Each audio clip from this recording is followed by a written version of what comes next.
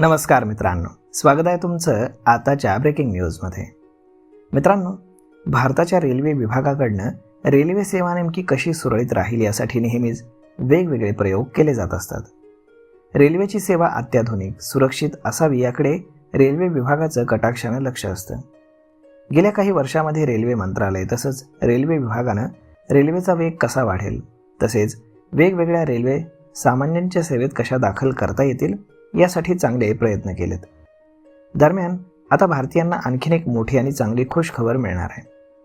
भारतामध्ये आता hydrogen railway चालवण्यास सरकारनं मंजुरी दिलेली आहे. विशेष म्हणजे ही रेल्वे कोणत्या मार्गावरती धावेल हे देखील ठरवण्यात आलंय. आता तुम्हाला हायड्रोजन रेल्वेनं लवकरच प्रवास करता येणं शक्य आहे, कारण रेल्वे बोर्डानं देशातील हायड्रोजन इंधनावरती चालणाऱ्या पहिल्या ट्रेनच्या प्रवासाला मंजुरी दिली आहे. म्हणजेच आता हायड्रोजन इंधनावरती चालणारी ट्रेन भारतामध्ये प्रत्यक्ष धावणार आहे. याआधी उत्तर रेल्वेनं या रेल्वेचे ट्रायल रन अनेक टप्प्यांमध्ये पूर्ण केले.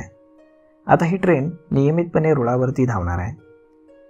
22 मे 2026 रोजी रेल्वे बोर्डानं एक पत्र जारी केले.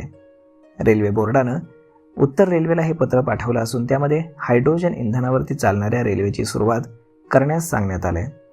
ही ट्रेन एकूण 10 डब्यांची असेल. या रेल्वेच्या धावण्याला मंजुरी देण्यात आलेली असली तरी प्रत्यक्ष कोणत्या तारखेपासून रेल्वे रुळावरती प्रत्यक्ष धावेल हे मात्र अद्यापही स्पष्ट झालेलं नाही.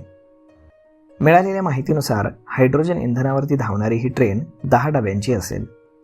ही रेल्वे जास्तीत जास्त 75 किलोमीटर प्रति तास या वेगानं धावेल.